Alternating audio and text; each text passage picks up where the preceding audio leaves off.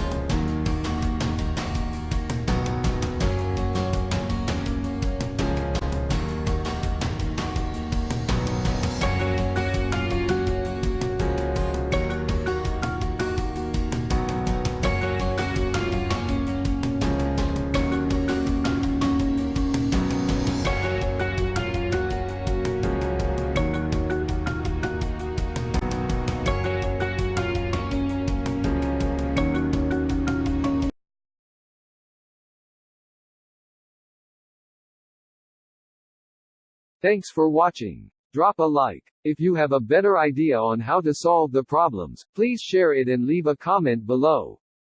And don't forget to subscribe.